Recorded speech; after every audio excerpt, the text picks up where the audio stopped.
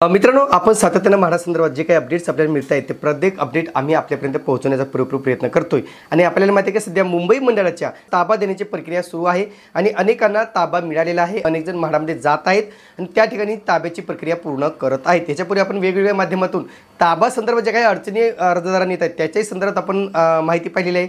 त्या संदर्भात जे काही आवश्यक सूचना आहेत त्याही सुद्धा आपण त्याच्यामध्ये पाहिलेल्या आहेत। असंच मित्रांनो, जे काही म्हाडाची जी काही प्रक्रिया आहे त्याच्यामध्ये खूप चांगली प्रक्रिया सुरू आहे। चांगले निर्णय म्हाडाकडून घेण्यात आलेले आहेत, त्याच्याबद्दल अप्रिशिएट केलेले आहेत। पण काही काही ठिकाणी काही चुका सुद्धा होत आहेत। काही ठिकाणी अनेकांच्या कमेंट्स येत आहेत। अनेक जण मला फोन करून सांगतायत की सर अशा असं झालेलं आहे। म्हणून जेव्हा एखादा विजेता आम्हाला फोन करतो आहे आम्ही त्याची शहानिशा केल्यानंतर त्याच्यावर आम्ही व्हिडिओ बनवण्याचा पुरेपूर प्रयत्न करतोय।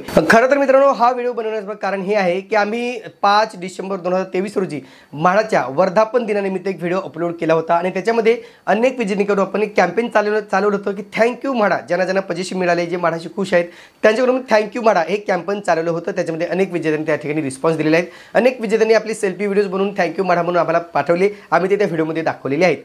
आणि मी आव्हान सुद्धा केले होते की अनेकांना या संदर्भात आव्हान केलं होतं, पण तिथेच काही जणांनी हा प्रश्न केला की सर आम्ही म्हाडाला थँक्यू म्हाडा बोलणार नाही आणि आम्ही म्हाडाला थँक्यू का बोलू, असे अनेक प्रतिप्रश्न सुद्धा आले होते। आणि त्याच अनुषंगाने आज मी हा व्हिडिओ बनवत आहे। असंच आज मित्रांनो, म्हाडाच्या ताब्यामध्ये जे काही अडचणी येत आहेत किंवा ताबा देताना काही अडचणी येतात किंवा ज्यांनी 100% पेमेंट केलं त्यांचा अद्याप काहीच प्रक्रिया सुरू करण्यात आलेली नाही आहेत, अशा वेगवेगळ्या प्रश्नांना घेऊन आज आपण सविस्तर माहिती पाहणार आहोत। नमस्कार मित्रांनो, कसे आहात सगळे? मजेत ना? स्वागत आहे आपल्या सर्वांचे या यूट्यूब चॅनलवरती ज्याचं नाव आहे RK प्रॉपर्टी न्यूज।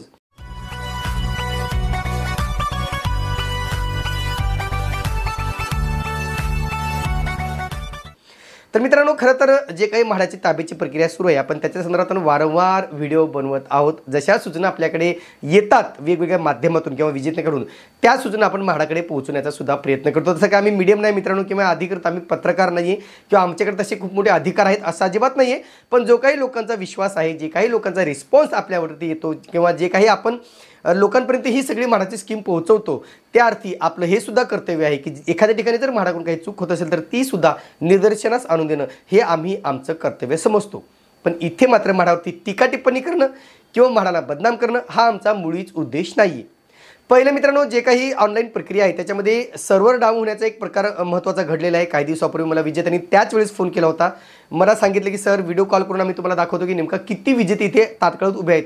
म्हणजे मला वाटतं 2-3 दिवसापूर्वी हा प्रकार घडलेला आहे की जे काही सर्व्हर आहे म्हाडाचा, ज्या दिवशी 4 तारखेला जी लॉटरी होती, पुण्याची लॉटरी होती, त्याच्याशिवाय कोकणची यादी लागली होती, त्या दिवशी ही सगळं सर्व्हर डाऊन झालं होतं। पण ज्यांची अपॉइंटमेंट सकाळी 11 वाजता होती ते संध्याकाळी 4:30 वाजेपर्यंत म्हाडाच्या ऑफिसमध्ये ताटकळत उभे असल्याचं मला सांगितलेलं होतं। किंबहुना अनेकांनी मला तसे फोन केले होते आणि त्याच्यानंतर मी ती शहानिशा केली तर असं समजलं की नक्कीच हा प्रकार घडलेला आहे। त्याच्यापूर्वी असेच एक मला फोन आला होता मित्रांनो आणि त्याची मी शहानिशा न करता मी व्हिडिओ बनवला होता।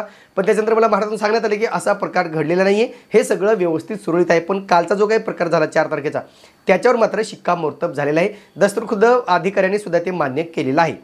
मग तर लक्षात घ्या मित्रांनो, पहिला की आपण सर्व्हरबद्दल बोलूया। समजा एखाद्या वेळेस सर्व्हर डाऊन होत असेल तर येणारे जे कोणी विजेते असतील त्यांची निदान थोडीफार बसण्याची वगैरे जर व्यवस्था केली तर उत्तम होईल। तिथे ते तेवढ्या विजेत्याची व्यवस्था करणं शक्य नाही आहे। त्या दिवशी मला वाटतं ती 35 ते 40 विजेते त्या ठिकाणी उपस्थित होते, कारण सगळ्यांना स्लॉट वाईज बुकिंग केलं होतं आणि ते स्लॉट वाईज त्या ठिकाणी जमा झालेले होते। मग त्यांना बसण्यासाठी किंवा थोडीफार त्या ठिकाणी सुविधा असणं आवश्यक होतं, तशी ती कुठली सुविधा नसल्याचं सांगण्यात आलं। दुसरं की समजा एखाद्या किंवा काही तांत्रिक चुकीमुळे जर ती लेट होत असेल तर अशा वेळेस जे काही ताबा प्रक्रिया आहे किंवा जे काही विजेत्यांची ताबा प्रक्रिया आहे ती पुढील दिवसामध्ये लवकरात लवकर सुरळीत करून शक्यतोवर त्यांना प्राधान्य देऊन ती प्रक्रिया पूर्ण करणं आवश्यक आहे। मग इथे मात्र अनेक विजेत्यांना त्या ठिकाणी मनस्ताप सहन करावा लागला। दुसरा मुद्दा, अनेकांनी 100% पेमेंट करूनही म्हणजे साधारणतः 2 महिने पेमेंट करूनही त्यांना म्हाडाकडून अद्यापही काहीही रिप्लाय आलेला नाही।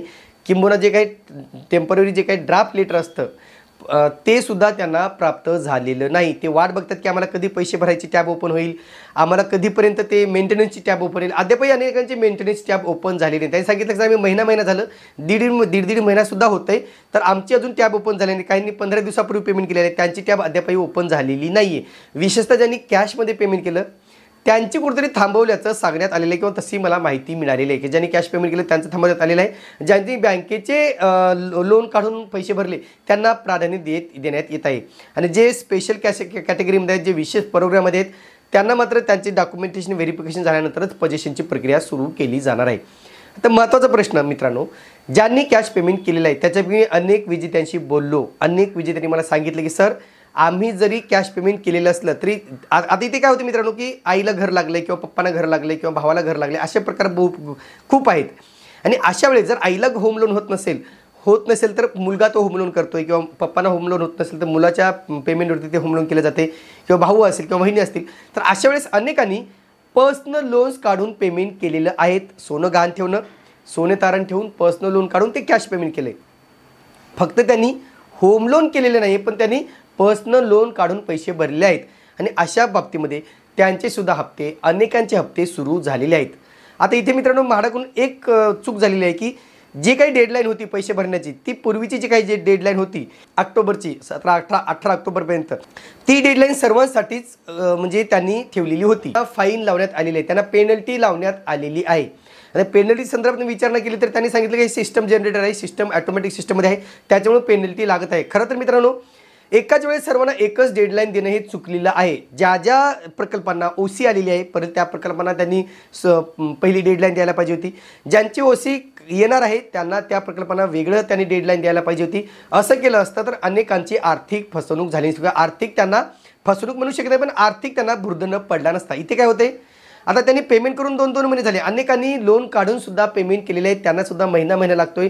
अनेकांचे EMI सुद्धा सुरू झालेले आहेत. आता इथे माहीत होतं म्हणाला की अर्जांची संख्या जवळजवळ 4000 विजेते आहेत आणि त्यांची डेडलाईन पण एवढी ठेवली तर पुढील महिन्याभराच्या आत त्यांना सगळ्यांचेच पोझिशन करणं अनिवार्य होतं किंवा आवश्यक होतं. ज्या अर्थी जर विजेत्याकडून जर उशीर झाला तर तुम्ही पेनल्टी लावताय. तर अशा ठिकाणी जर म्हाडाकडून ताबा देण्यास उशीर झाला तर म्हाडाकडून पेनल्टी घ्यावी लागेल का, असाही प्रतिप्रश्न वेगवेगळ्या अर्जदाराकडून उपस्थित केला जात आहे. आणि म्हणून इथे कुठेतरी म्हाडाने हा विचार करणं गरजेचं आहे की ज्या अर्थी तुम्ही विजेत्याकडून पेनल्टी घेतलेली आहे, विजेत्याकडून लेट फी घेतलेली आहे, त्याच अर्थी जर तुमच्याकडून उशीर होत असेल आणि जर तांत्रिक कारण सांगत असाल तर हे कुठेतरी योग्य ठरणार नाही. तुम्हाला सुद्धा त्याच डेडलाईनमध्ये दिलेल्या ठराविक वेळेमध्येच विजेत्यांना पोझिशन देणं सुद्धा तितकंच महत्त्वाचं आहे. कारण अनेक विजेत्यांचे EMI हे ऑलरेडी सुरू झालेले आहेत. बरं, ज्यांनी कॅश पेमेंट केले त्यांनी सुद्धा पर्सनल लोनचे EMI ऑलरेडी कटत आहेत, पण अद्यापही त्यांना घर मिळत नाही. म्हणून म्हाडाने पहिलंच की म्हणजे PMAY आहे तेथील घरे तयार आहेत, त्यांना 18ची डेडलाईन द्यायला पाहिजे होती, 18 ऑक्टोबर. त्याच्यानंतर इतर दुसरे स्कीम कोड आहेत त्यांना थोडे पुढील 15 दिवसाची किंवा महिन्याभराची डेडलाईन द्यायला पाहिजे, किंवा किंबहुना ज्यांचे जेन्युअल रिझन आहेत त्यांना थोडीफार डेडलाईन देणं आवश्यक होतं. आता तर ते टॅबसुद्धा बंद झाल्याचं मला अनेकांनी सांगितलं आहे. सर मी 10% पैसे भरले आहेत आणि माझी लोनची प्रक्रिया पूर्ण होणार होती तेव्हाच ते टॅब माझी बंद झालेली आहे. अशा वेळेस काय करायला पाहिजे. त्यांनी मला वाटतं दुसरी जी काही डेडलाईन होती 3 डिसेंबरची किंवा 3 नोव्हेंबरची ती सुद्धा क्रॉस झाली. त्याच्यानंतर पुन्हा 10-15 दिवस वाढून दिले होते, ती सुद्धा संपलेली आहे. आणि आता अनेक विजेते हेच विचारतात की सर ती टॅब बंद झालेली आहे, आम्ही आता काय करावं. तर म्हणतं तुम्ही म्हाडा तसं कळवा, म्हाडाला पत्र लिहा, जेन्युअल कारणं जे काही तुमची ते कळवा, त्यांना रिक्वेस्ट करा की जी काही टॅब आहे ती ओपन करा म्हणून. कारण बरेच जर लोन हे सँक्शन झालेलं आहे पण आता टॅब ओपन नसल्यामुळे त्यांना पेमेंट करता येत नाही आहे. आणि म्हणून इथेही कुठेतरी म्हाडाने ह्या बाबीकडे लक्ष देणं आवश्यक आहे. जर म्हाडाला माहीत होतं की एकत्रित लोड येणार आहे तर थोड्या स्लॉटमध्ये जरी ते घरे काढले असते किंवा जे काही डेडलाईन थोड्या स्लॉटमध्ये दिली असती, समजा वड्या ज्या ठिकाणी ओसी आलेली नाही आहे त्यांना थोडी लेटची पैसे भरण्याची डेडलाईन थोडी लेट दिली असती तर कदाचित या विजेत्यांवरती भुर्दंड पडला नसता. आणि म्हणून कुठेतरी याच बाबीमुळं अनेक विजेते हे नाराज आहेत. 5 डिसेंबरला म्हाडाचा वर्धापन दिन साजरा झाला. आपण त्याच्यात म्हाडा संदर्भात खूप चांगल्या गोष्टी सांगितलेल्या आहेत, म्हाडाला ॲप्रिशिएट सुद्धा केलेल्या आहेत. थँक्यू म्हाडा हे कॅम्पेन सुद्धा आपण त्याच्यामध्ये दाखवलेलं आहे. पण त्याच वेळेस अनेकांनी सांगितलं की सर आम्ही म्हाडाला थँक्यू म्हाडा का म्हणावं, कारण आमची अशी प्रॉब्लेम आहेत, अशी समस्या आहे. जे काही वडाळ आहे, वडाळ या ठिकाणी अद्यापही ताब्याची प्रक्रिया खूप सुरू आहे. त्या ठिकाणी झोपडपट्टी संदर्भात काहीच निर्णय घेतले जात नाहीत किंवा तेथील जे काही एरिया आहे त्याच्या संदर्भात काहीच निर्णय घेतले जात नाहीत. तेथील विजेत्यांना किंवा रहिवाशांना खूप त्रास होतोय, त्याच्याकडे प्रशासनाचं लक्ष नाही आहे, असे अनेक कमेंट्स अनेकांनी केलेले आहेत. म्हणून एकंदरीत जसं म्हाडाच्या मुंबई मंडळाकडून जे काही चांगलं काम केलं जातं ते तसंच केलं जावं हीच अपेक्षा आहे. आणि ज्या काही छोट्या मोठ्या गोष्टी आहेत, जे काही छोटे मोठे ड्रॉबॅक्स आहे ते सुद्धा लवकरात लवकर क्लिअर करून म्हाडाने पुढील वाटचाल करावी, एवढीच एक सर्वसामान्य अर्जदारांची किंवा सर्वसामान्य विजेत्यांची अपेक्षा आहे. तुर्तास मित्रांनो इथेच थांबतो. पुन्हा भेटूया एका नवीन व्हिडिओसह. तोपर्यंत आपली रजा घेतो. धन्यवाद.